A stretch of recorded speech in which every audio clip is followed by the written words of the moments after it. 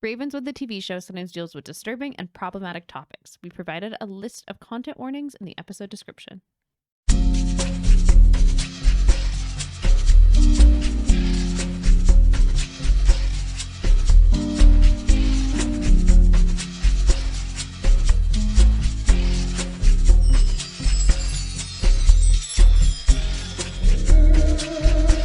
Hello and welcome to Dead Ends. I'm Emily. I'm Brenton. And today we have 2 episodes of Ravenswood for you. Yes, our title takes on a whole new meaning.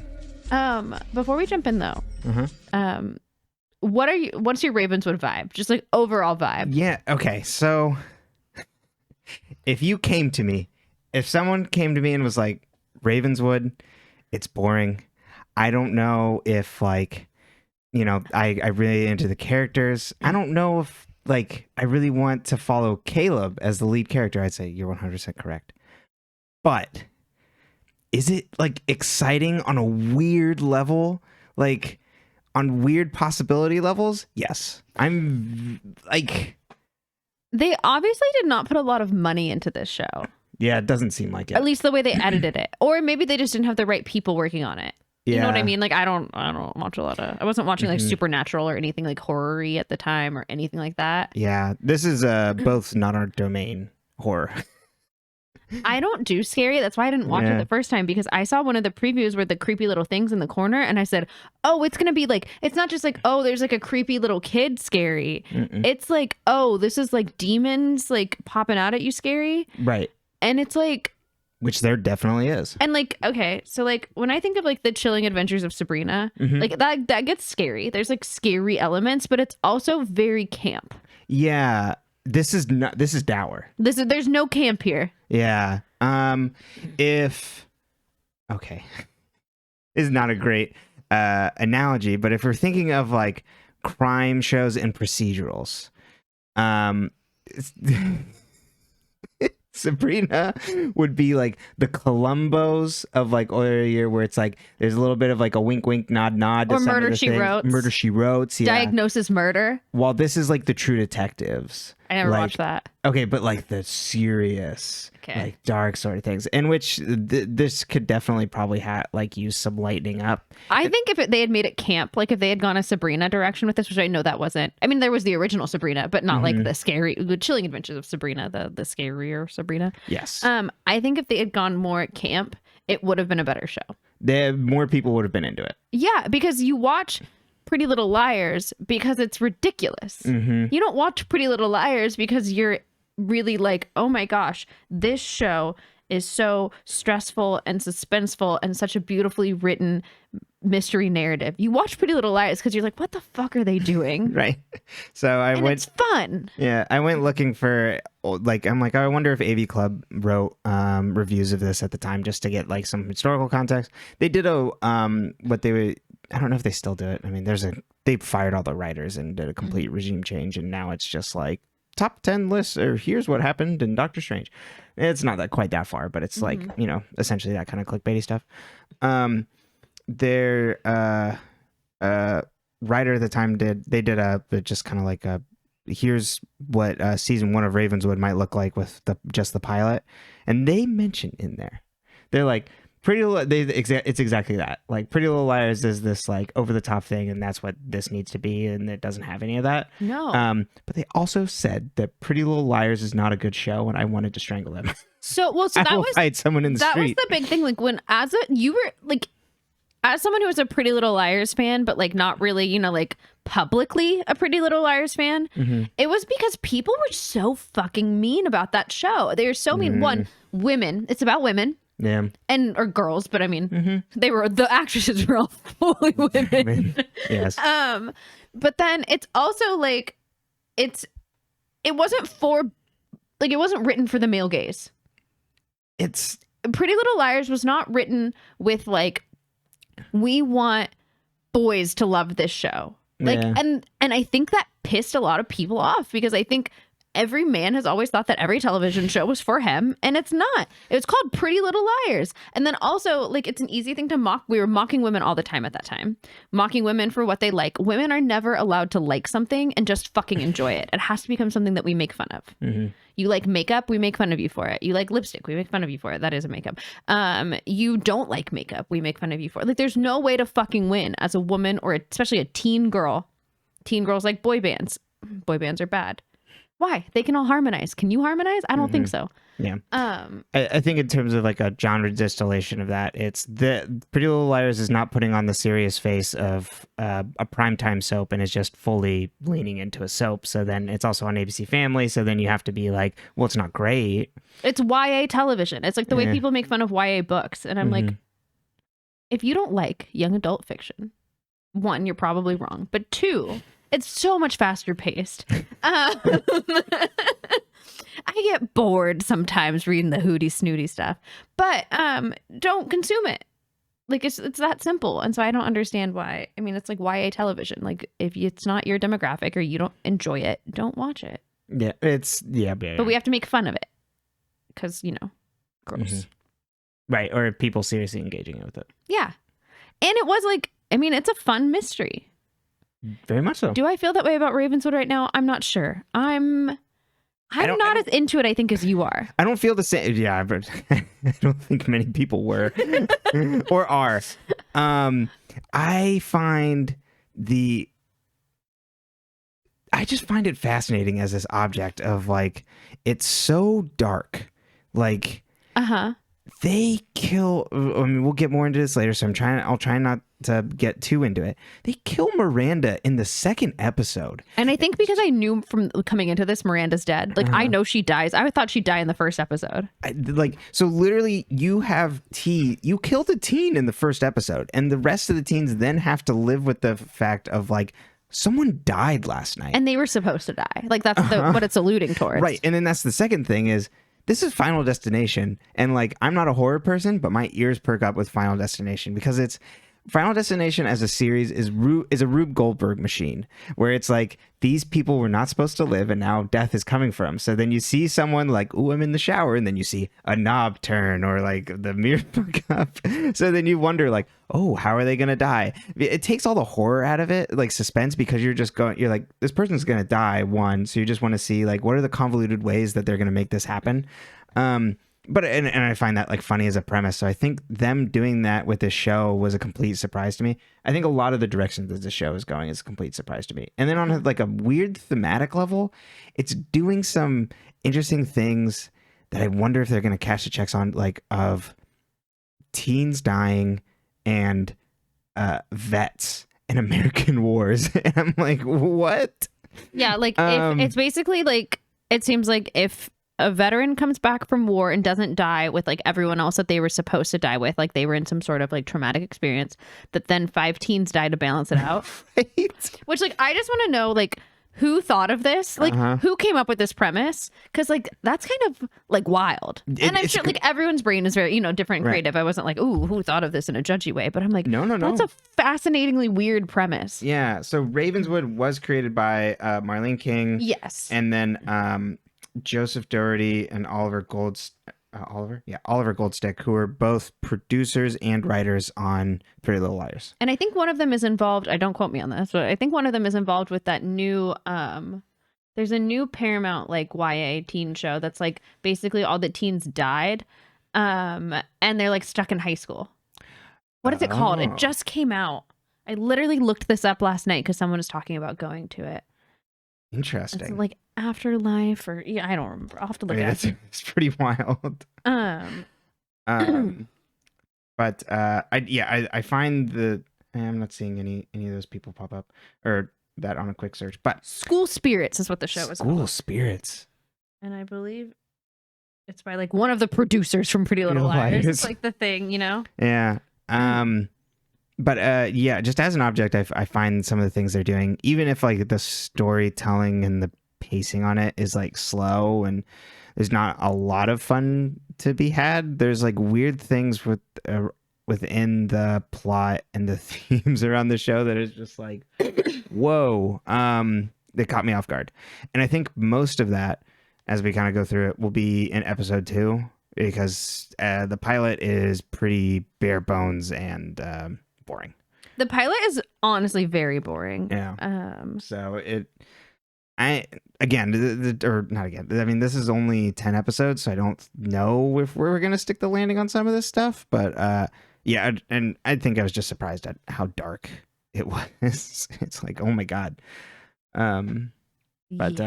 Yeah, so it has my attention for sure. I'm pretty excited about it. I literally, the thought about that I have that I'll kind of talk about as we get into the episode, in episode 2, related to what the hauntings could be. I literally had in the middle of the night when I woke up in the middle of the night, I'm like, okay, I gotta write this down on my notepad, my notes, and then wrote the book and went back to sleep. That's so funny. I love it. Yeah, I have no idea too on this one. I understand why this show absolutely fucking failed. Yeah. Because as someone who was watching Pretty Little Liars, I was not going to watch this show. It looked scary. I remember seeing that it was coming and I was like, how old would I have been? I was like almost 20. I might have been 20. And I was like, I'm not going to let myself get spooked this bad every week, once a week. Like, I already don't like spooked, I like fun spooky. I don't like...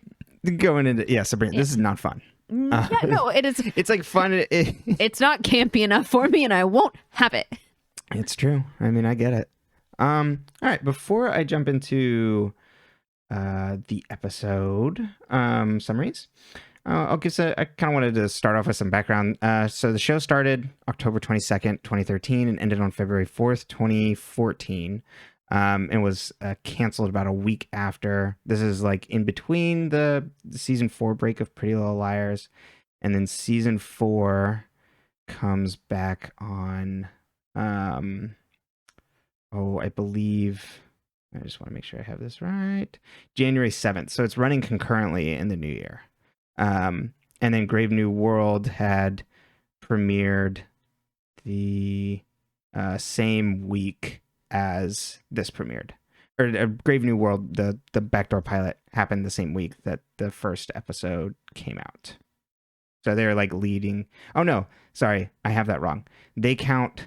Oh no, I do have that right. But they counted Grave New World as like part of it on Wikipedia. So I wanted to make sure. I'm like, wait, was I misreading that? It makes sense because they have to set it up. It's Oliver Goldstick too that's involved in School Spirit. Got it. Okay. So I mean, cut his teeth 8 years. And Bridgerton. He's also involved in Bridgerton. Damn. Yeah. All right. He's got hits. Going into some of the other like actors, we talked about. I briefly did. Nicole Gail Anderson, who plays Miranda, was on Beast, the CW. That's kind of the big thing there. We get Tyler Blackburn back.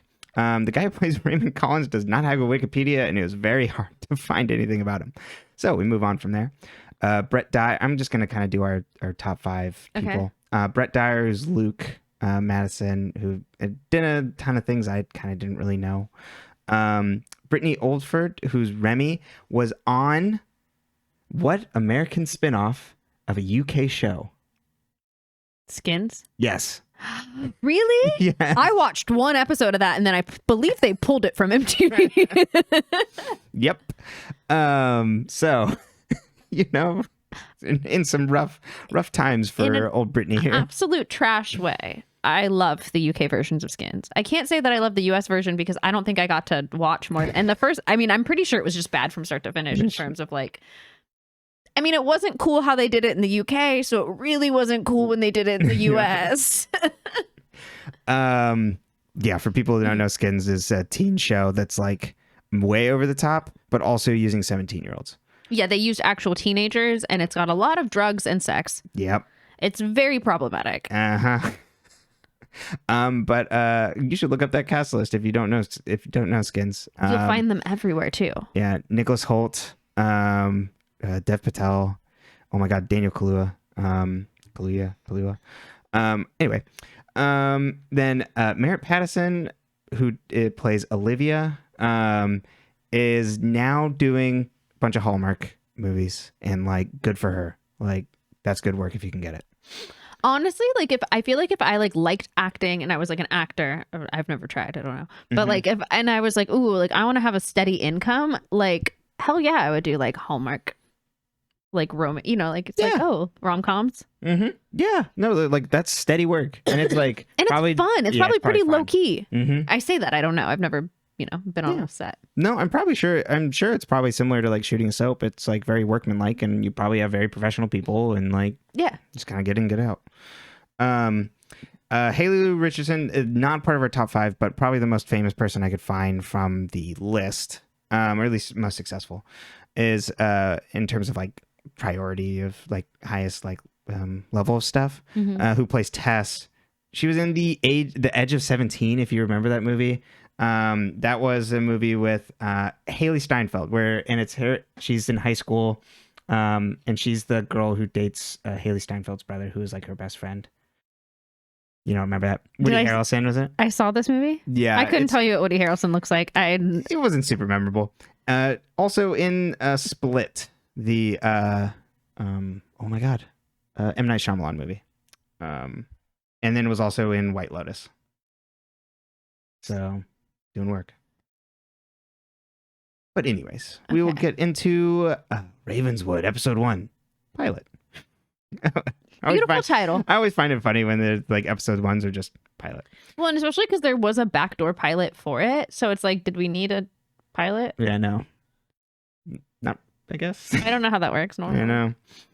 Yeah, I mean, usually you can just get right into it, but nope. We get a big, nice recap from Caleb, talking about meeting Miranda and Hannah requesting him to stay, which they say multiple times. Can I interrupt with a question? So are we insinuating that they've stood in this cemetery all night? Yes, because it is then morning when they walk back to the house. Because they say multiple times that they haven't slept. Yeah, but why? What time did Hannah and them leave? Right. What time did Ezra get them? And what else were they doing besides standing in that cemetery? And then it's going. I assumed they left at like 10 p.m. Right. You know what I mean? Apparently they left at like crack of dawn. But then they get back to Rosewood and it's still dark. It's still dark. Yeah, no. So no, they left. What were Caleb and Miranda doing in that cemetery?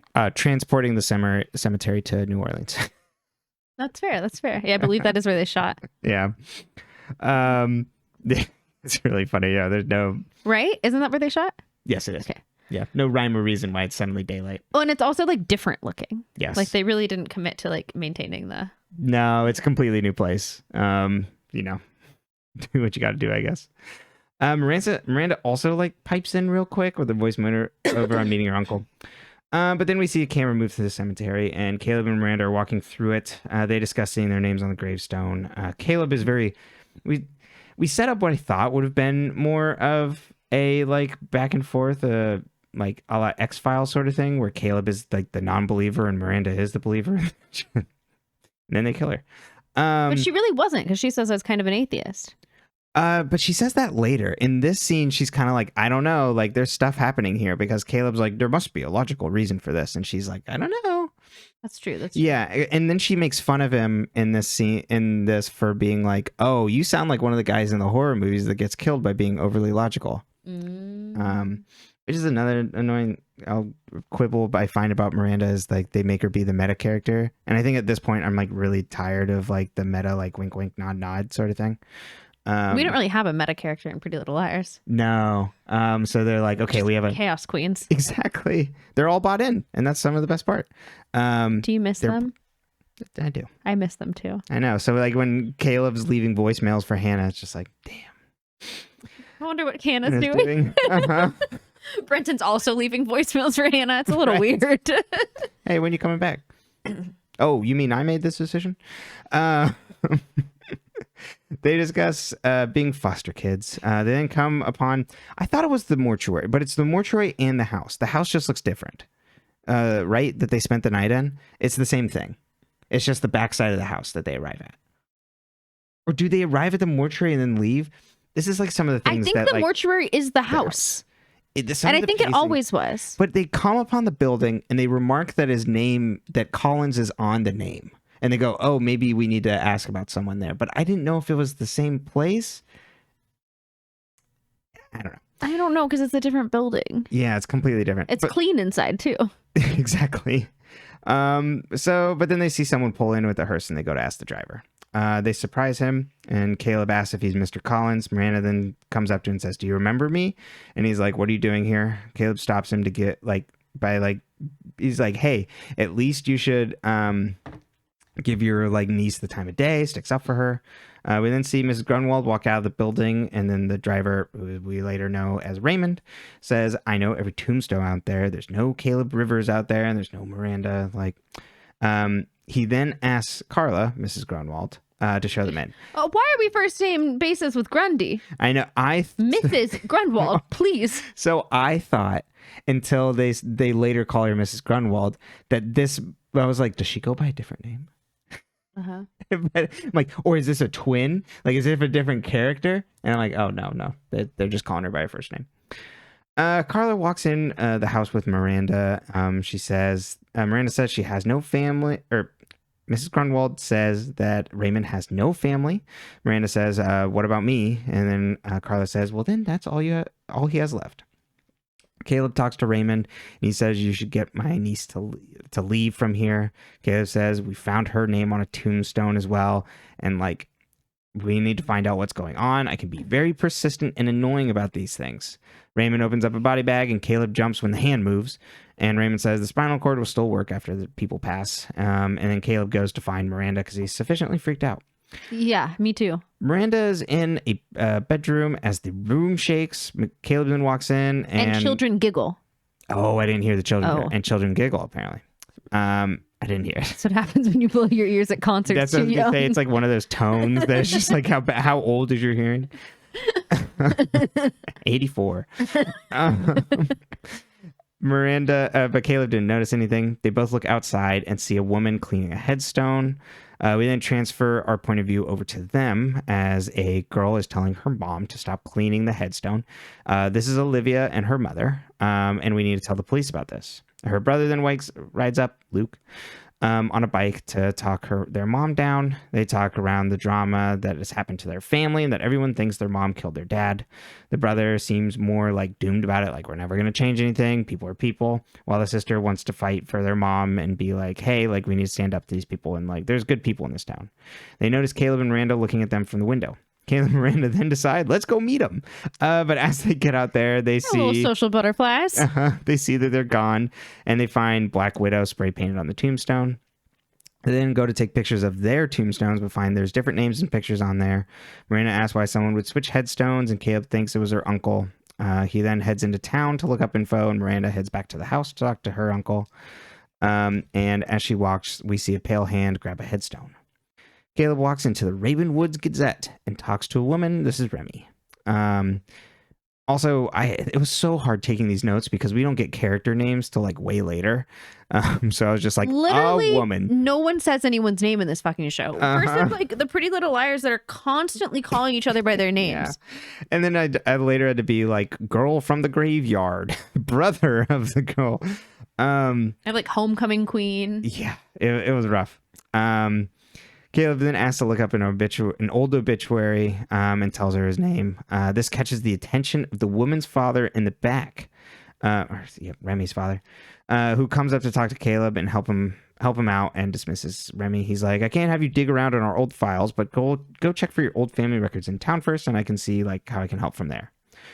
Miranda sees her uncle setting up an open casket for a funeral. He then says he comes from a long line of morticians. Miranda says, I remember you were at my parents' funeral and you left me a stranger's. Why? He's like, I thought it was best to stay away, but I realized I was wrong now. He then says, the damage is done though. You should go back. Miranda says, I can't. She yells at him to get answers as Mrs. Grunwald comes in to take him away from urgent business. Miranda tries to follow, but Mrs. Grunwald stops her and says, give him time. Caleb leaves Hannah a voicemail saying he'll be home as soon as Miranda settles in. And as he leaves with coffee from the coffee shop, Remy comes up behind him and shows him a picture of an old paper that has his face on it and is saying, is this your relative? He looks just like you. Olivia is out with her friend. This is Tess. Tess tries to get her to come out tonight, and it's like, are you not coming out because your mom? And it's like, your brother has also gone from popular to a weird hermit. Everybody's scared of him. Don't end up like him. Come out. A guy drives up in a Mustang. This is Dylan, Olivia's boyfriend. They're going to drive the Mustang in the homecoming parade, and they encourage Olivia to get in and act like the homecoming queen she is. Tess then leaves, and Dylan leans in and kisses her. Caleb talks to the Remy. He wonders why she's not spooked by his story, and she's like, it's different in this town. She then sees Luke walk in, and they exchange weird glances. She then tells Caleb a story that people look at Ravenswood differently, and tells an old story about that a dam wall burst in the 1800s and overran the town and killed a bunch of people. So then he's like, it's like this town soaked in death. Then discuss... a guy walks up to the boy, to Luke, and taunts him about if his sister if his sister loses homecoming queen, will she attack like the homecoming queen instead, like mother like daughter? Luke then grabs the guy to fight, but Caleb breaks it up. The other guy is just like, "I'll remember you," like to Caleb. I believe that guy that was getting a fight with him was Springer.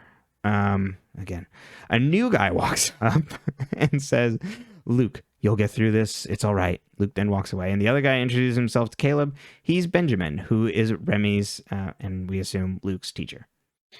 Remy and Luke walk outside, and she asks how he is. She says she hasn't talked to him in weeks. Luke's like, "Oh, I heard your mom's back home from Afghanistan. Must be nice, like to have her back." And Remy's like, yeah, it's good. She's like, I'm here to take care of you, though. And they go to embrace. Remy's dad then comes up, breaking them up, and says, "I thought you were just getting coffee. I'll walk you back, Remy." Miranda sits alone in the bedroom looking through a photo album. She sees the Great Flood listed in like a newspaper clipping and pictures of bodies. You know what I like to keep in my scrapbook? Yeah. Town tragedies. Like, Jesus. I mean, this is like trying to be the goth show, but like without like the humor and camp of like some of those things, you know? Yeah. It even like Wednesday. Mm-hmm. A hairbrush moves on its own. We then see a pale hand pull back the curtains. The hairbrush falls. Miranda stands up. But then she sees the girl from The Ring standing behind her. Miranda pulls the curtain back and sees a water stain on the ground. Later, she shows Caleb the spot, but the floorboard is now okay. Miranda says someone was behind the curtain. She wants to leave, but Caleb hasn't heard back from his dad on more info about their family. So he wants to like stay because he wants answers. Carla then comes in, or Mrs. Grunwald comes in and says Raymond wants them to join for dinner. Miranda's like, I have to catch a bus, but Caleb's like, I would love to stay for dinner. And Mrs. Grunwald says, please use the bath. Have a nice bath. Just go take a bath. Just trying to kill him. And then says to Miranda, it's like, I will also tell your uncle you'll be staying. Luke and his sister eat dinner alone at their house. He makes an excuse not to go to homecoming, and she tries to get him to come. He tells her that Tess is not her friend. She insists she knows who her friends are, and he's like, okay, like which one of them is missing a can of red spray paint? And Olivia leads mad. Dinner at the Collins. Caleb says he plans on attending the parade. Miranda asks if her mother grew up here, and if the room she's staying in was her mother's. Mrs. Grunwald is upset by this questioning, but Miranda says, I understand why she would run away from here. It's like very suffocating there. Raymond says, if I had any imagination, I would have joined her. He then gives her another album, saying it was her mother's. Remy has dinner with her family. There's tension between her dad and mom, and her dad says, you need to stay away from Luke and don't see him anymore. Miranda and Caleb go to her room to look at the album. She finds a childhood photo of her mom in there. Caleb then leaves to go take a bath, and Miranda finds a letter in the album that was written to her. It's from her mom waiting for Miranda to be born, and how she can't wait for her to be born. Caleb gets in the tub, sans rubber ducky, but finds it comforting anyway. He closes his eyes and the shower curtain shifts. He then notices the tub just starts up on its own and won't stop. Then the curtain comes down on him and so we see that someone is trying to hold him underwater. Caleb gets the curtain off but finds no one there, and the door is still locked. Miranda and Caleb walk to the bus stop, and Miranda tells him about the letter. And apparently Miranda was an oopsie baby, but her mom was excited before she was born.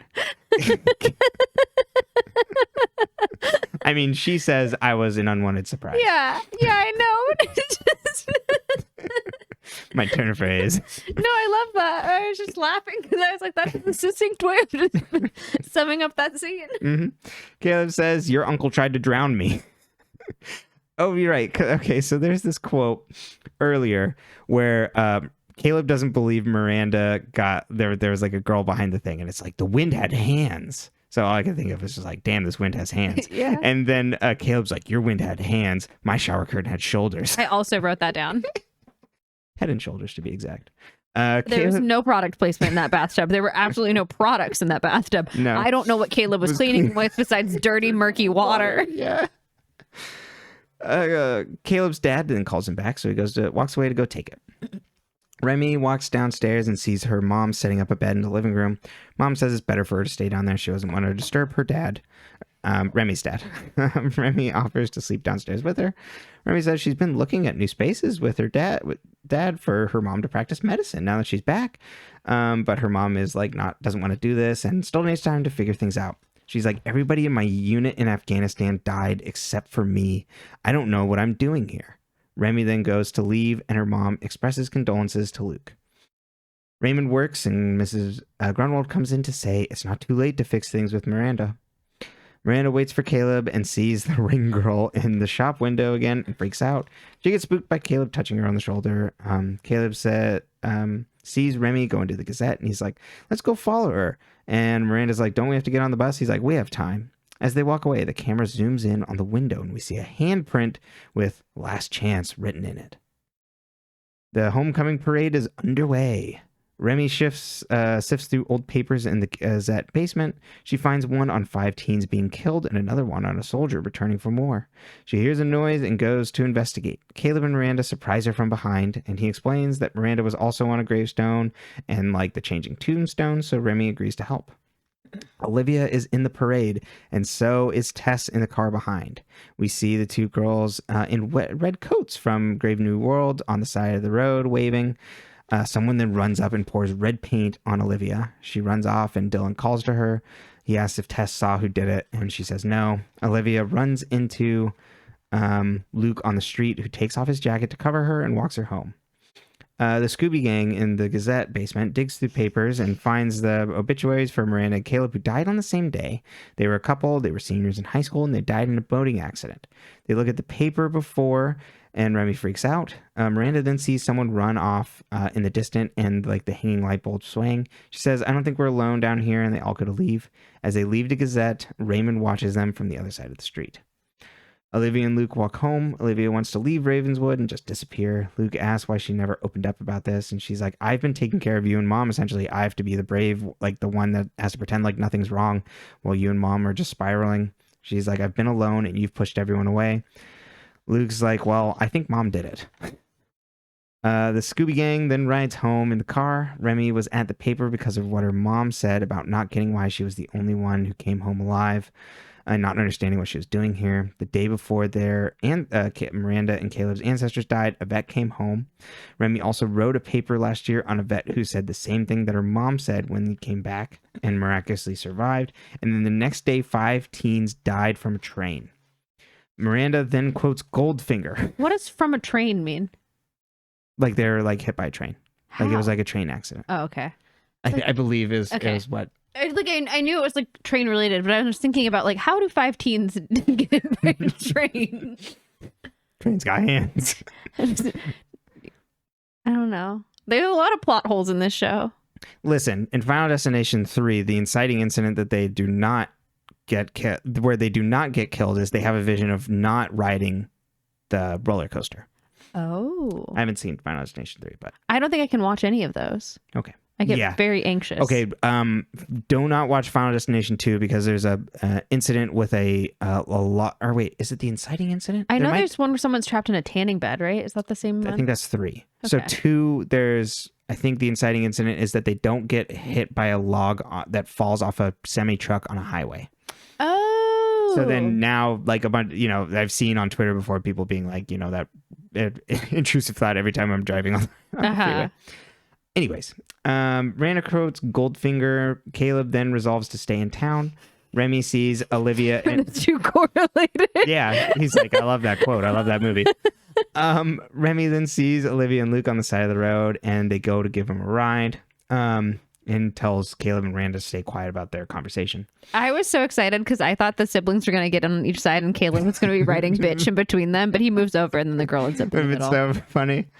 They ride in silence, listening to the radio. Raymond sits alone, drinking whiskey.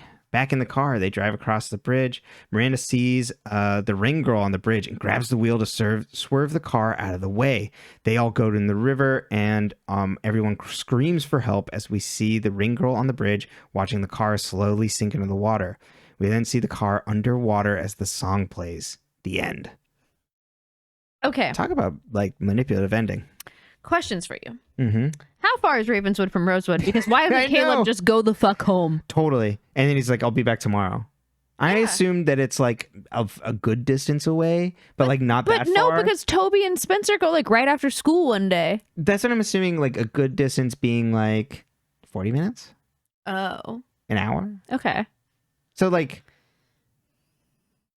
you don't want to do that drive every day, but like it's not the biggest issue for Caleb to just go get a good night's sleep in a bath at home. Yeah. Where does Caleb live? I'm reminded of the Arrested Development quote. It's just like, where do you think Job lives? And it's just like, always imagined a lighthouse. Yeah, remember I asked that a while ago. Is he still living with Luke or Lucas? Luke.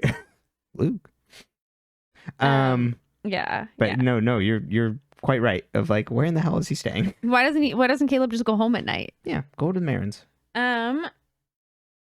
Also, everyone on the show looks like their age is about 27. That's what I forgot to look up. But continue asking questions. I'll try and do things. That was just a fact. They do, and even Luke and Olivia's mom looks like maybe 6 years older than the rest of them. And the teacher, they all look like they could be peers. Right. Looks like Benjamin could have gotten in on the Teens dying or the teen fight. Oh yeah. Yeah, it's really funny. Other than the only ones that do look like they're actually older is Grunwald. Yes, Grunwald. I was gonna say Remy's parents. Oh yeah. Why does Caleb think that the uncle switched the headstones? Like that's so much fucking work. Like that'd be right. so much work. He's blaming Raymond for all of it, but it's not a good enough red herring in my sense. Yeah. He's not doing all these things. Although, like, I guess Caleb who good else? at solving mysteries though? Because we don't have Hannah anymore. Nah. Well, yeah, no. And Hannah would already have solved this mystery. notably, he's stranded away from technology.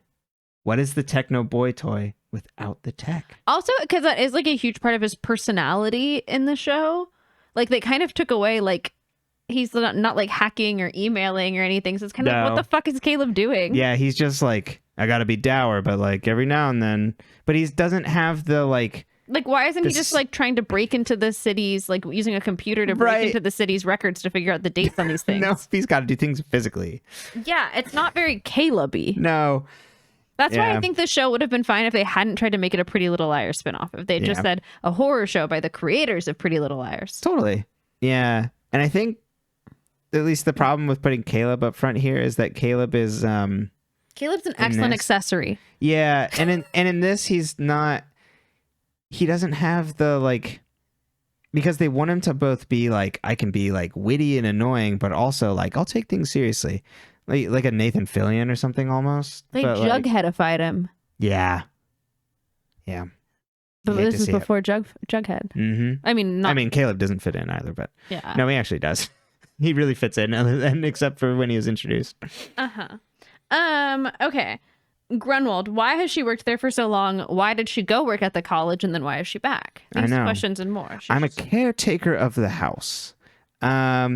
It seems like she's in tune with spirits and things of that sort. So I think she might know that like I'm assuming something was getting restless with like spirits, and like she understood that like kids were in danger. Okay. It's like what I kind of get from afterwards, where it's like where she even says like it's not too late to fix things with Miranda. Where we're supposed to take that as like you could save relationship. Her. Exactly. Or at least fix it before she dies. Mm-hmm. Do we think the creepy spirit thing that Miranda sees is La Llorona? Bodies of water, drowns children. Oh, yeah. That could actually be really good. Me just sitting here being like, I know the ring, but I think you're probably much more that myth, because it is a spirit that that takes children and drowns them, right? Mm-hmm. I think She like drowned her own daughter. There's like a whole mythology behind that. Mm-hmm. I think a lot of that mythology is based in sexism, if I remember correctly. It's like she had children with a Spaniard and she was native or indigenous, and then it's when you really look at it, are a lot of our folk stories particularly friendly towards women? Mm-hmm. But I don't know it that well, so I could be very wrong. So if someone who understands folklore better than I do or who knows a lot about La Llorona wants to correct me, feel free to. Right. Email it in and we will read the correction. Or I'll do a little Googling later. So I have some breaking news on ages. Mm-hmm. The person who plays their mother is like 20 years older than them. Oh, she just looks young. Uh-huh. What's her secret? But they are the oldest is 23 and that's Luke, and everybody else is like between like 19 and 23. Oh wow, so they're all like age appropriate. They're all for high school, you know what I mean? Totally, yeah. Cool. So, debunked. Yeah, I know. We were just suspicious. Mm-hmm. Why did the names change on the headstones? I feel like seeing their names and things on there was like the veil was thin when they saw it at night, and so they were able to like kind of like see something that maybe happened to their like ancestors that way. Mm-hmm. And then when they see it in daylight, it's the access to the like connection to the spirit realm world is like cut off. So nighttime thins the veil. That's what I think. Okay. Who killed Luke and Olivia's dad? Was it their mom?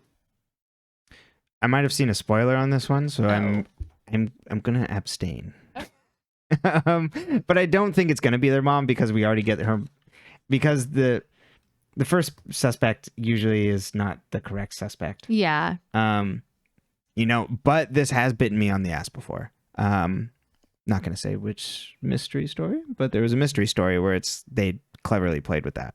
Mm-hmm. So it could be their mother. But yeah, I would say, but like just judging right now, I think like from next episode, it's like I think they had a bad marriage, but that doesn't mean they like she was gonna kill him. Fair enough. Why is Remy's dad so sus? He is. Just everything he does. And especially like he like perks up at like the most sus thing is him perking up at Caleb saying his name. And he's like, "Oh, let me take care of this, Remy." So it's like, what do you know in connection to all these things? So I think he must have some connection there that we don't know about yet. But yeah, just like I thought it was like just no.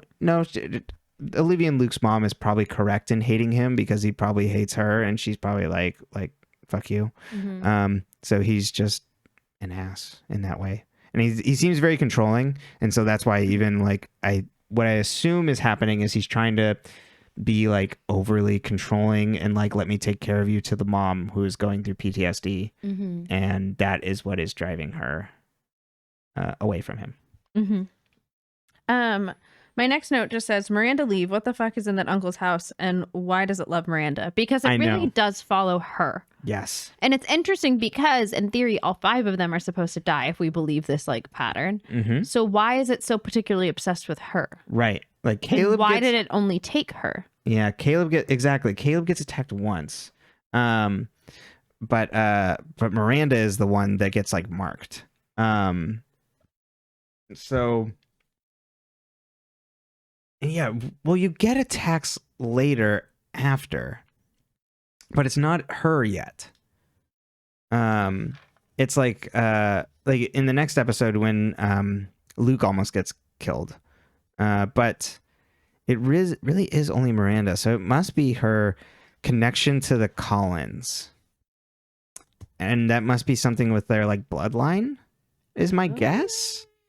And why maybe her mom wanted to get away, and whatever seeming deal with the devil that Raymond seems to have engaged in, which I think something happened there. Do you think he has a deal with the devil, or do you think the family has a deal with the devil?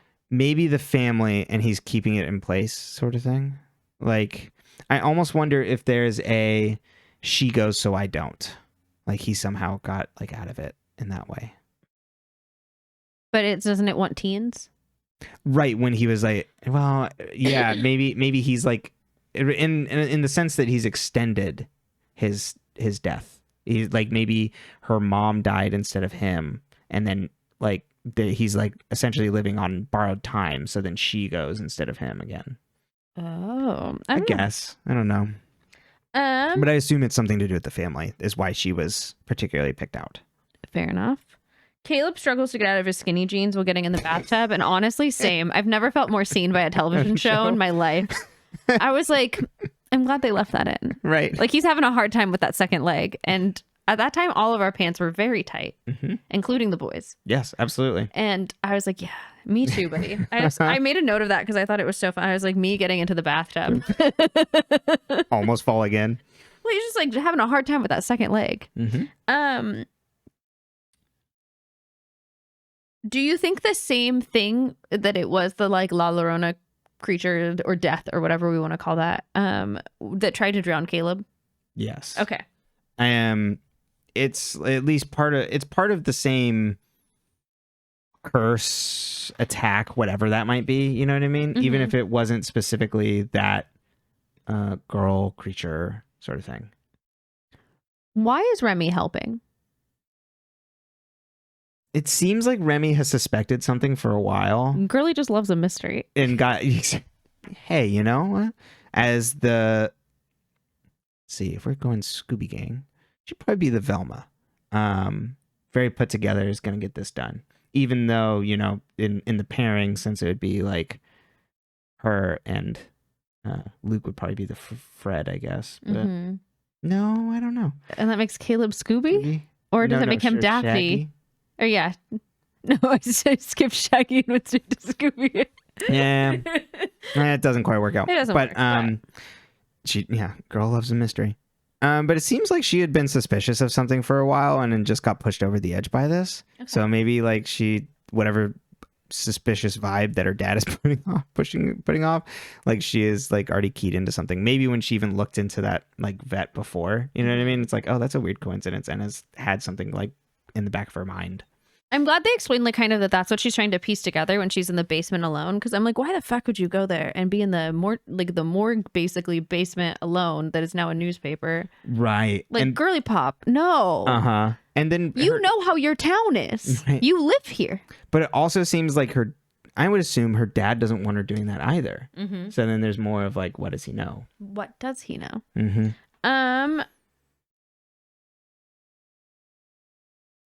Who put the paint on Olivia? Do you think that was, what's his name, Springer? Oh, Springer? Yeah, probably. And so I think Tess probably knows about it, her friend. And it's kind of, and it's just using her, I think, is essentially what we're gonna get the shoe drop on, is that Tess is using her to get ahead. We get more of that in the second episode, but I think that's what is gonna be the full reveal there, is like, I keep her close, I bring her up, and then when it's finally time to like actually dump her away because like her credibility or popularity is completely gone, then I will take over your place. I see. As top of the food chain. Girl on girl hate crimes. Absolutely. That seems to be Tess's MO.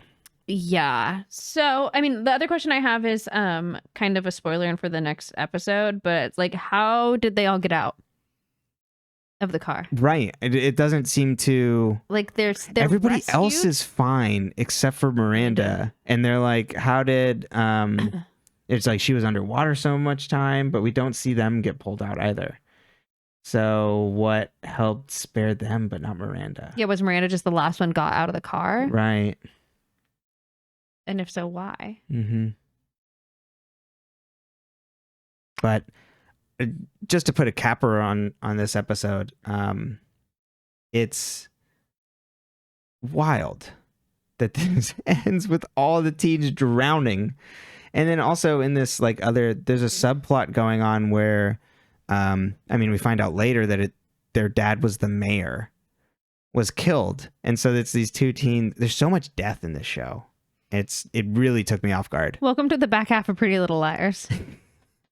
We about to get murdery. Got it. Okay, got it. Because it's very obsessed with death. And I will say that it's not quite like that. Like Pretty Little Liars is very much like death. Quite a few people die in like weird ways. You know what I mean? Like it's almost got the camp to it. You know? Right. Yeah. I mean, I guess you couldn't completely get rid of. Hopefully, you can't get rid of all of that in Pretty Little Liars. It's so over the top already. Exactly. Where in this case, it's much more serious in terms of like how do people deal with grief and dying, and then even it's more I mean,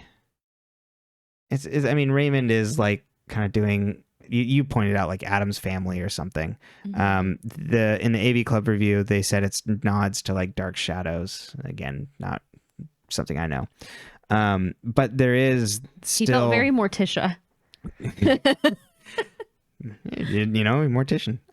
But there is that like piece of like always being... He is like close to death and just very like, say, more casual about it and things. And so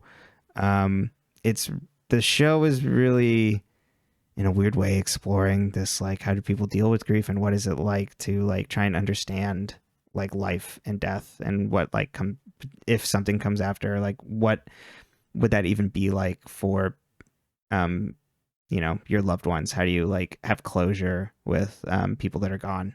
It's pretty heavy. Yep. So would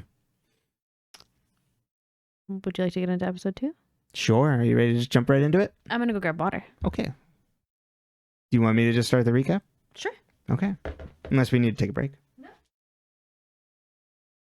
All right. Okay. Ravenswood, episode 2, Death and the Maiden. An ambulance drives down the road and then arrives at the hospital. They wheel in Miranda and we see everyone else sitting in the hospital. Caleb says there must have been something in the road, but Remy says, no, I would have seen it. Miranda then flatlines and the doctors go to pronounce her dead and shut the curtain on Caleb. I was shocked. The friends all sit... He was shook. I was like, what the fuck just happened? He was like, Miranda's dead? And I was like, that's the only thing I knew about this show. Completely. I was like, they just killed a teen. Like, in the second episode. Wild. The friends all sit sadly in the hospital. A doctor then comes in to draw Remy's blood. And Caleb says, wait, why shouldn't you wait for your parents? And then gets all heated with like the nurse. And then a cop walks in and tells Caleb to calm down. He asks Luke who his friend is, and Luke's like, I don't know this kid. Remy's parents then come in and comfort her. Remy's dad tells Luke to stay away from her. The cop then explains to him what happened. Luke and Olivia's mom then comes in, gets mad at Remy for driving, and then tells the cop to shut it. Because he's like, hey, like, calm down. Like, don't, like, make my job harder. It's like, oh, why wouldn't I want to do that? Kayla, yeah, exactly. ACAB. Mm-hmm. I stand with her. Totally. She's being accused of murder. Like, and everybody thinks she did it. I wouldn't be happy either. Caleb walks into the morgue looking for Miranda's body. The hospital mortician is just like, hey, you were in that accident. He then mentions that Olivia and Luke's father was apparently the mayor. Mortician then updates Miranda's name from Jane Doe since Caleb lets him know what her name was. Caleb asks to hang for a few minutes and sits down. Mortician's like, hey, do you need some food? I've got like a leftover sandwich, and goes grab it. While he's away, Caleb grabs the file with Miranda's things and takes out a Ziploc baggie of her stuff. The place where her body is stored then bangs. The radio turns on, and a nickel stands on its side. Raymond then walks in, and everything stops. Raymond walks out with Miranda's wheeling away Miranda's body as Caleb tries to get him to stop leaving with the body. It's like, what do you mean you just get to take it? Mrs. Grunwald then tells him to stop arguing as Raymond wheels her body into the hearse. The remaining kids then leave the hospital behind them. Mrs. Grunwald tells Raymond to invite Caleb to stay at their house. Raymond then looks back at Luke and Olivia's mom, and they load up the car. Remy's dad gives her the third degree on Luke being in the car and what happened in the car and all that. Then Remy's mom then tells him to stop doing this right now. And Remy's mom leaves her upstairs. Olivia and Luke's mom looks in the fridge and is like, I thought Marie shopped on Fridays. And Luke's like, she quit, remember? Their mom then says, we're going to get through this together. I'm sorry I haven't been like together for this, but it's going to be okay. Don't talk to the cops or Remy. Oh yeah, sorry about what happened at the parade, but Tess called and said you're homecoming queen. And Olivia cries. Caleb rides in the car and hears the same song that was playing in the car as it went over the bridge. Miranda then turns around in the front seat and says, what did you do with my bag? You need stuff from like my backpack. He asks her what happened and she says, asks her what happened, and she's like, that happened. And he sees the girl on the bridge. He then awakes suddenly and tells Mrs. Grunwald he had a dream. She says, like, or at least what you'd call a dream. And she's like, you haven't called like Hannah, have you? Like, you should like go tell her about these things. She then leaves Caleb to rest, and Caleb asks where Raymond is before she leaves. She says he's working and he'll show the remains the utmost respect. She tells Caleb that her body is in a shell now and her soul is elsewhere. Caleb's like, well, I don't believe in that life after death stuff. And she says the existence of the soul isn't based on your limited experience. Remy then looks, it's a pretty good line. Mm-hmm. Remy looks up stories in the paper on soldiers returning home and 5 kids being killed.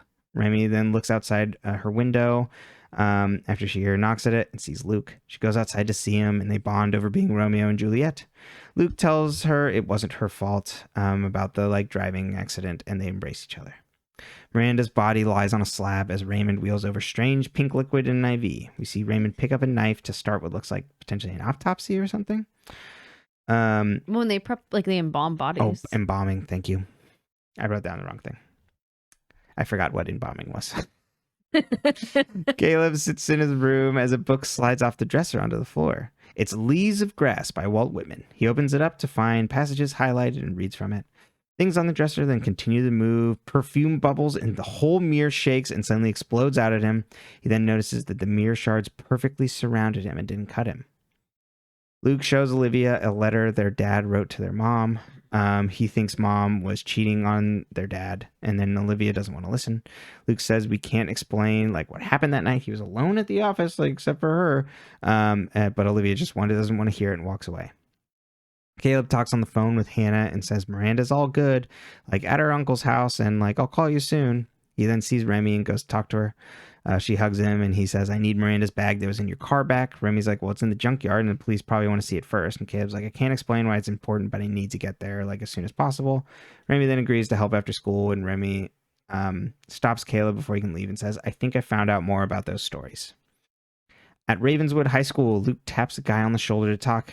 This guy would be Springer. He asks if Springer dumped the red on Olivia. Springer then talks back and is like, people are wising up to that family of yours, and walks away. Dylan walks with Olivia and he says, I'm going to find that creep that did that to you and make him pay. He makes sure she's okay and they hug. Tess then walks up with a replacement gown for her homecoming portrait. Luke then finds Remy and they see a plaque saying that Luke's dad dedicated the building of the new science lab there. He then mentions that it was like the new science lab was taken up there after like an old accident, but then they brushed by real fast on that. So just wanted to flag that because it's in one of the papers too that like Remy eventually looks at, like a lab accident kills kids. There's a lot of teen death. Yes. I would not live there if I had children. No. But now that I'm 30, yeah. Yeah, we're safe. Nobody wants us. A little foggy, but like otherwise. I lived with worse. Yeah. Luke wants to hang with Remy after school, but she's like, I have to help like Caleb. His friend died. Caleb then sits alone in the coffee shop reading reading a book as the police chief walks up. He then asks how long Caleb knew Miranda, and it's like, did she have like any like issues? Caleb's like, she wasn't trying to kill herself, if that's what you're asking. And police like, well, you like say you only knew her like a day. You didn't even get on the bus at the same time. Like, so like maybe you didn't like, maybe you only knew like one part of her. You didn't know like what was actually going on with her. And then leaves. Luke is bench pressing alone. The lights then suddenly turn off and the bench press falls down on him. And he's trying to get it back up as Dylan turns on the light, and then instead of helping him, just goes like, what are you doing in here? In the dark. And then Luke gets the weights off by himself, and they see Springer walks by. I just thought it was so notable. He's just like, What are you doing in the dark? Mrs. Grunwald serves... He's not very bright. I don't think so. Mrs. Grunwald serves Raymond a meal in the mortuary. She tells him that he'll probably want to stay since he has... Caleb will probably want to stay since he has questions. And us adults leave them all around for the children to trip over. And then Raymond is stopped by this. As Ms. Grunwald leaves, she asks when he went to the hospital, how many bodies did he expect to find? Caleb and Remy find the junkyard closed. Caleb grabs a blanket to throw over the barbed wire, and they hop the fence. He hops the fence. The dog guarding the junkyard chases after him, but he's able to lock it up in a van. Tess gets things set up for Olivia's photo shoot. Olivia says she doesn't think she can do it, that she's tired of pretending that she's okay. Tess is like, well, you have to try. Just like, put it back, get back out there. Then Tess goes to see if the photographer is ready, and Olivia sees Tess's phone light up, and it's a text from Springer that says, can't wait for tonight. Olivia then walks off, and Tess notices that she saw the text. Remy and Caleb talk about the old articles, and Remy says, maybe we were supposed to die, but we didn't. Maybe the universe somehow screwed up, and we got away. They find her car, and Caleb goes to find something to break the windshield since they can't get the cars open. Remy then looks in the front car window, which is broken halfway. So it's just her stomach is leaning over the glass. And then as the car suddenly starts up and we hear the radio turn on, and the windows start rolling up, and she cries out for Caleb. We then see the ghost apparently let the van door open as the dog gets let out. Caleb then breaks the window, and they start running away from the dog. Luke appears out of nowhere and distracts the dog enough to get the three of them to escape. Luke goes to it. As they get over the fence, Luke attacks Caleb, and he gets Remy and leaves Caleb alone at the junkyard. Tess tries to stop Olivia, who's mad. Tess says, I liked Springer before, he hated you and all those things. It's okay. I won't let this affect anything. I got you that crown, Olivia. Let me enjoy some of the spoils. Olivia then says Luke was right and hands her the crown and says it fits you better. Tess then puts it on and creepily looks at her reflection and smiles. Terrifying. Caleb is in the mortuary as Raymond walks in, asking what he's doing here. Caleb calls him out on having whiskey out. The funeral is set for tomorrow, and Miranda's foster parents said no to attending. Raymond says Caleb can stay in the guest room until the service, and Caleb offers him condolences for Miranda's death, and Raymond says thank you. Remy sleeps when suddenly everything fades to white, and she's standing in the road as her mom yells at Remy. The car that is coming at her stops, and her parents grab her and say you were sleepwalking again and bring her inside. Olivia's mom greets her as she comes home. She's like, you look beautiful. I wish your father could see you. Olivia asks if they were going to get a divorce, and then her mom cops to that her dad and her were having a hard time. Olivia asks if there was someone else, and her mom's like, you need to go to bed. And as she goes to walk up, Olivia goes to walk upstairs, she sees that Luke is sitting on the stairs listening in. Caleb unpacks Miranda's backpack and finds her mom's letter sealed in a Ziploc baggie. He reads the letter. Miranda then says behind him, I need you to stay calm. And he turns around and it's just like, what the hell are you doing here? And she says, it worked. I heard you reading my mom's letter and I followed your voice. Caleb says, do people know that you're not dead? And Miranda's like, no, I'm not back. I'm actually dead. They wonder what's going on and if it's the house that allows her to come back and why she's still here. He says, I'm sorry I didn't save you. And she asks to stay with him because every time she tries to go somewhere else, she can only stay in the house. She's hearing weird things and thinks there's someone out there with her. He asks what it's like, and she says being dead is kind of like swimming in cold water. Caleb says, I had a dream about you, and Miranda says it wasn't a dream. Maybe there are no dreams. Maybe it's just people like me, souls like me that are drifting in between, trying to find their way back. Mm-hmm. Caleb asks what was on the bridge. Miranda doesn't know, but thinks it's waiting for all of them. We then pan over the cemetery, and the episode ends. Why did we kill Miranda? Yeah, it's I had my annoyances with how they had kind of written her, but she was really good. I think she was a good addition on the show. So to now sideline her as this ghost that's only going to be out of there is a real missed opportunity. I think it's a wild turn for the show to take, but I think they've kind of used their best asset to now a side character. I don't really think any of the other characters can pull as much weight. Maybe Remy as Miranda really can in this instance. Yeah, it'll be interesting to see like how they use her in that way. Yeah. One that she dies in general is just like shocking of this like that literally a teen's get in an accident and someone dies. Like that's dark already. And then to have her come back and talk about death being so cold and that like she's trapped and there's something else out there that she doesn't know but is scaring her and she has no way to be comforted is such a dark you know, I mean, obviously it's playing into like other existing things of like what isolation ghosts, and horror tropes and and being like just a soul trapped somewhere is, but it's a nightmare. It's scary. I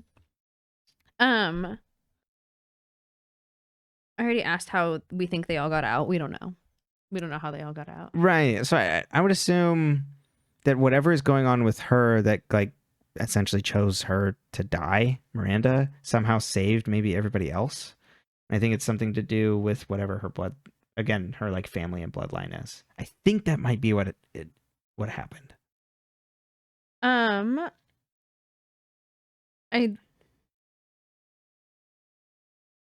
I then wrote Caleb is having his Veronica Mars on the bus moment where he sees Miranda in the car. Because like if you've been around since we did our Veronica Mars rewatch podcast, which is on this feed, you'll know is it season 2 when they kill Meg? I think it's literally called Ride the Bus is the episode 2. And Veronica keeps flashing back to this bus that she wasn't on because she was in the car behind it. When it goes over a cliff and how like Meg then who's in the hospital because she survived and is pregnant but like drowned. It's a whole thing. Is like in Veronica's dreams, and so I was like, oh no, not again. But it's okay. But now she's like, but instead of just being like dreams, like being haunted by it, he's literally haunted by his new friend dying. Was the mirror breaking Miranda? No, I would think that whatever the mirror breaking was to like that it didn't hit him was more of Miranda's influence. I think that's that. Like she protected him. Yeah. Because or else he would have just been cut to ribbons. Was Luke and Olivia's mom having an affair? I assumed yes. I assumed they were in a bad state and that she was having an affair. Let's see, likely candidates out of our thing. I mean, I guess that out of all the adults that we have around, I wonder if she was having an affair with Remy's dad, and that's why they hate each other. And he's like, you need to stay away from him. Yeah, because we can't have a Dan and Serena, Rufus, and oh my God, what's Serena's mom's name in Gossip Girl? Doesn't matter. Right, but we have to have like the tainted version. Like this is the dark version of that. It's just stay away from there because this is a mistake. Gossip Girl's pretty tainted. But sorry, I should say maybe the more appropriate version of this type of relationship. So I do think there is something bad going on there. I also feel like Raymond was giving Hiram Lodge vibes in this episode. Like, especially when he sits to eat, he just seems very Hiram Lodge, but like all alone in his mortuary. Right. Oh, yeah. I like it. Running spiritual shit, I guess. Because then, even Mrs. Grunwald is kind of like playing, oh my God, what's Veronica's mom's name? Hermione's vibes of like, what were you actually expecting to happen? Like, as if you like knew more. I love it. But this came first. Yeah, exactly. What a couple. You mean Carla and Raymond? Mr. Kelly Ripa? No, I meant Carla and Raymond. Oh, I was like, that's who plays Hiram. Why is Miranda trapped? And then also, what is this curse, jinx, trap, whatever the fuck it is? Yeah. So. Do you have any more questions, actually? That's really it. Because I was like, everything else is like kind of just ties back into that. Like, what's going on? Well, okay. I told us that we didn't have, Theory Corner.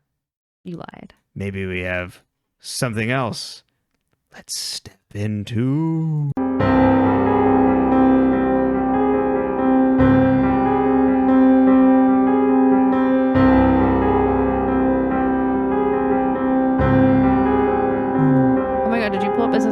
haunted mansion. Maybe it's legally distinct rendering of a haunted mansion.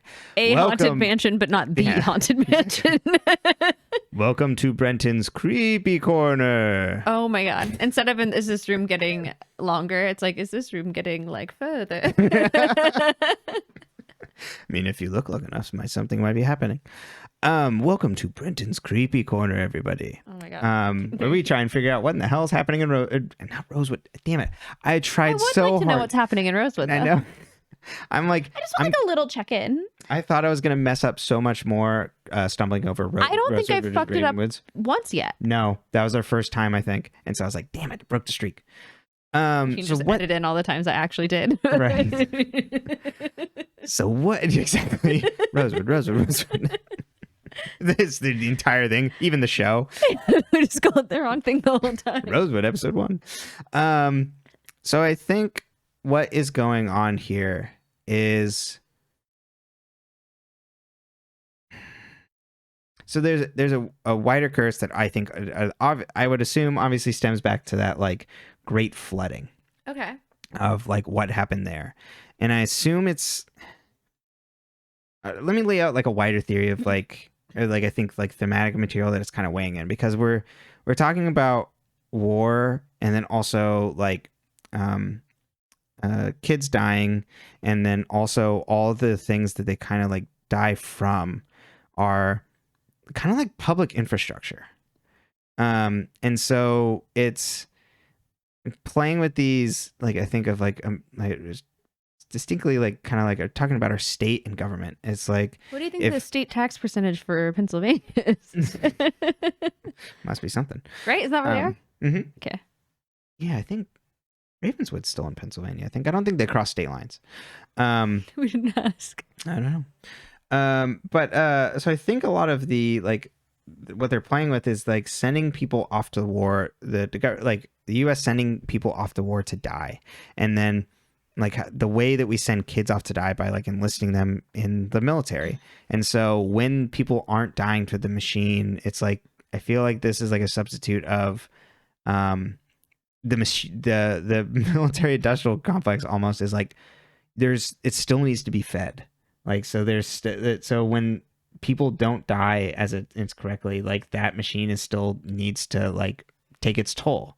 And so we like get like senseless death and violence on like home turf instead of like far and away where it's like more shocking and like devastate, where it's a different sort of devastating to like the family, where you have to like reckon with like what is happening at home. But why is it always 5 teens?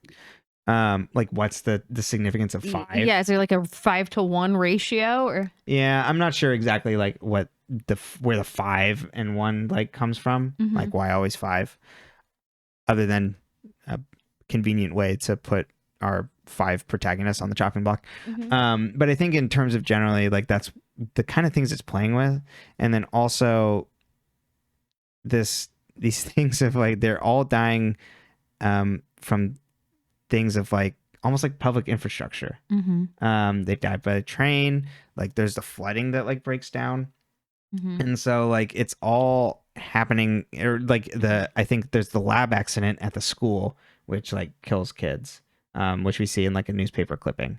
So I think all of these ways of like the state then enacting violence at home is like what they're trying to get at, but I don't know yet. Uh-huh. That's like my initial theory on these things. So what I think might have happened is there was a colossal failing with whatever was protecting the people of the town when with the dam. There was like some sort of like colossal failing there where someone messed up, and so that's why like lots of people died, or is intentionally sabotaged. And then so that's why there's like this generations long thing of like blood for blood, and that may be related to the Collins and possibly the Rivers family. Mm-hmm. And that's why I was like particularly singling out Miranda, because it stretches all the way back to like maybe her original ancestor that we see that looks exactly like her. Her and Caleb. Mm-hmm. And I still think have something similar on the idea that it's like their spirits like almost like reincarnated or something. Mm-hmm. It's like come back. It's like playing with that. And then so and so but I think the soldier piece is a little harder for me to like fit in there. Mm-hmm. It's like maybe it was a soldier that had like gone off to war and like come back, and they were the one who survived. They were the ones who were survived from the accident. So when they go off and don't die in war, then there's a price to be paid back home. Makes sense.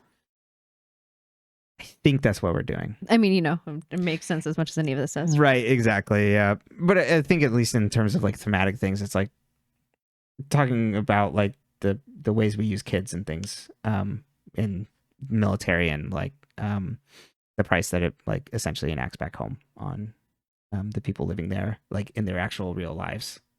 Fair. And like how I think you could even get to like the lack of spending and funding toward public infrastructure, like is essentially being used to like kill teens abroad, people abroad. But, lovely.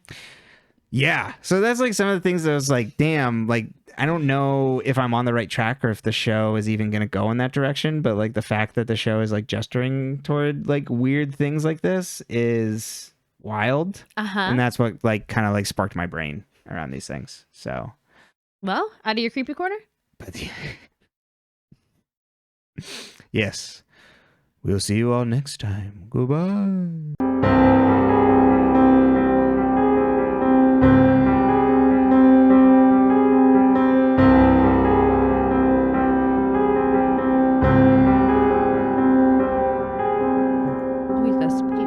Yeah, I mean, someone's got to bring the camp. Yeah, because they didn't.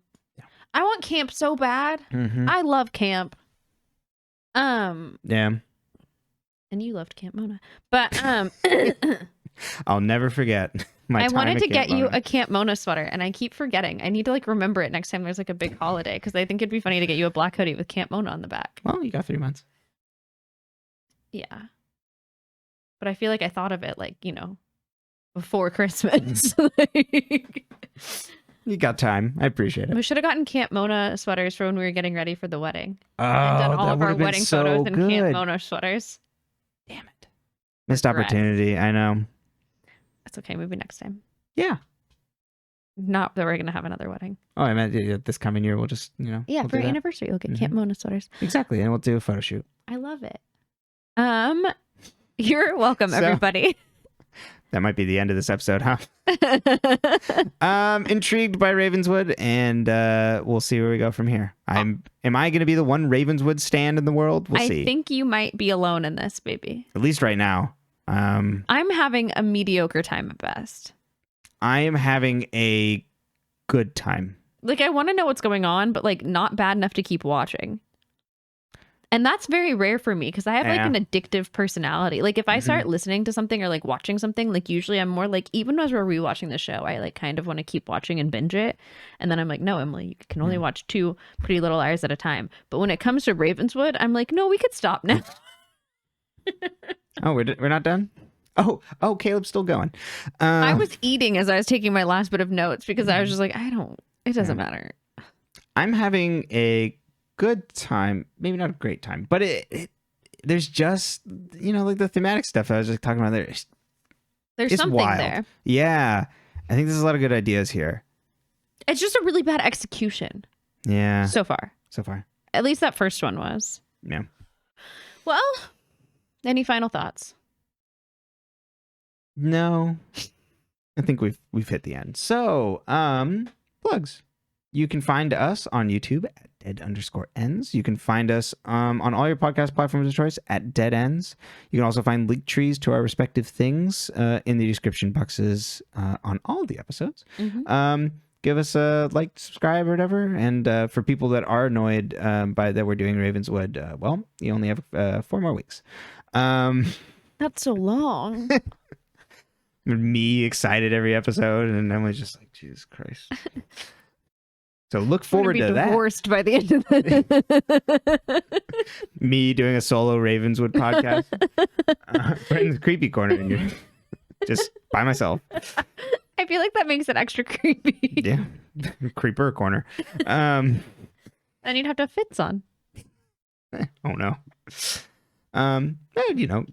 But Ian Harding, we welcome if you want to come on at any time.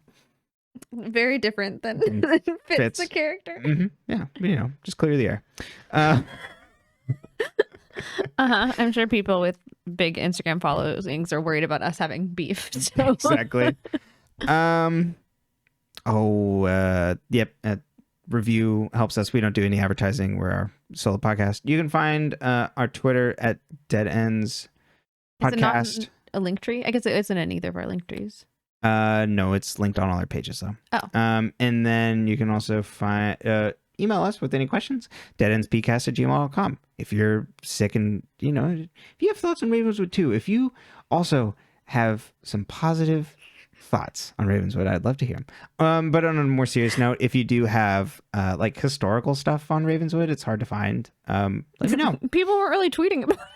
Yeah, well, yeah, I'm usually not like looking for Twitter stuff. If there's even any like articles or something, yeah, send them my way. Or if you have even like as we come up on like good articles on Pretty Little Liars things, the things that we've covered, hopefully, or else just put like save for like season 5 or something. Let me know. It's always a big help. I like researching this kind of stuff. Yeah, I think that is it. So.